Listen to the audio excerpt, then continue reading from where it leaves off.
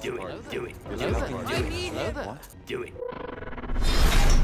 We would be honored if you would join us.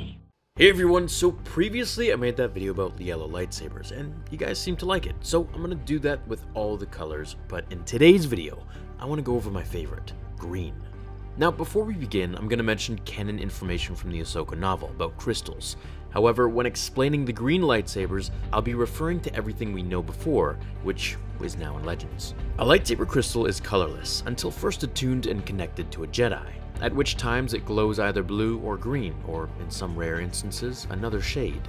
From that point on, it retains that hue. The crystals grew, clear as ice and cold until they found the hands that waited for them. They aided structure in an ordered way, one prism at a time, and while they grew, they waited.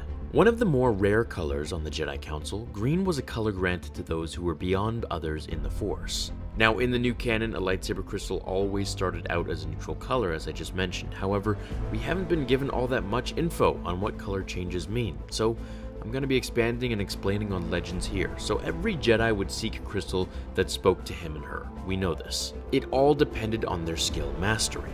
Those who were powerful in meditation used a green lightsaber. These were users indicative of Force powers and meditation. These were called consulars. They studied the Force unlike others and had an affinity with it unlike others before them.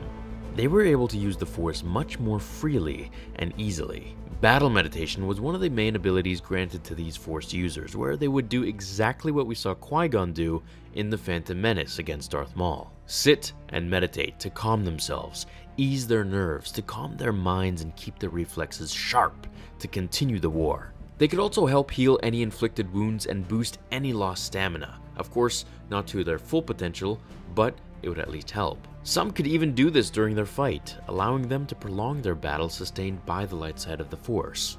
Jedi consulars typically used negotiations instead of using their weapon. However, if need be, they had no problem using it at all, and the Force aiding in their attacks. This makes for one of the deadliest Jedi in the galaxy, as their Force powers only strengthened their attacks and strikes. Popular green lightsaber users were Yoda, Qui-Gon Jinn, Kit Fisto, Quinlan Vos, and of course, Luke Skywalker. We can even see Anakin using a green lightsaber in Attack of the Clones. However, this wasn't his lightsaber, this was just one thrown to him in the Geonosian arena. Fun fact, in Return of the Jedi, that was the very first time in canon that we actually see a green lightsaber. Luke's saber was actually supposed to be blue, however, it was difficult for audiences to see against the blue sky above the Sarlacc pit. So they changed it to green, and I'm so happy they did. Which lightsaber would you guys have? Let me know, and I will see you all in the next episode of Star Wars Theory. Until then, my fellow Jedi and Sith friends, remember, the Force will be with you always. Now, fulfill your destiny.